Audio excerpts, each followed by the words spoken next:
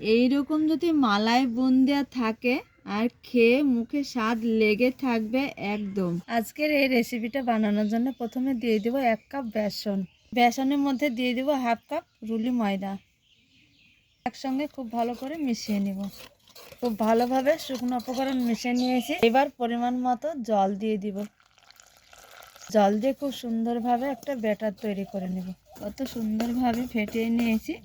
আর এইভাবে ব্যাটারটা ঠিকঠাকভাবে তৈরি করে নিতে হবে। দেখো তোমাদের গাঢ়ত্ব দেখাচ্ছি। এবার এই হাতায় 1 চামচ বেসন নিয়েছি। এবার এইভাবে দিয়ে দিব, বুন্দিয়াটা ভেজে নেব। দেখো বুন্দিয়াটা ভেজে নিয়েছি। আর মালাই বুন্দিয়া একটু কালার করে ভেজে নিতে হবে। এইভাবে সবগুলাই ভেজে নেব। তো বন্ধুরা দেখো, মালাই বুন্দিয়ার জন্য এখানে নিয়েছি 1 লিটার দুধ।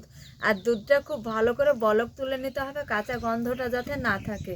ভালো করে বলক তুলে নিয়েছি। দেখো কালো ফল দিয়েছি, ছোট এলাচ দিয়েছি, আর মেজারমেন্ট কাপ মেপে 1 কাপ চিনি। এবার সমস্ত কিছু দিয়ে দিব চিনি দুধে। আবারও খুব ভালো করে বলক করে নেব। এইখানে দিয়ে দিব বুন্দিয়া। এই যে মালাই বুন্দিয়াটা খেতে খুবই ভালো লাগে। এইরকম যদি মালাই বুন্দিয়া থাকে আর খেয়ে মুখে স্বাদ লেগে থাকবে একদম।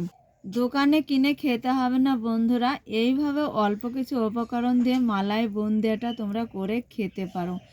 দারুণ একটা রসালো মিষ্টি খাবার বলতে পারো, আর খেতে খুব সুস্বাদু হয়, দারুণ একটা টেস্ট। আজকের মালাই বুন্দিয়া তোমাদের কেমন লেগেছে অবশ্যই তোমরা একটা লাইক কমেন্ট শেয়ার করবে, আর চ্যানেলটা সাবস্ক্রাইব করে পাশে থাকবে।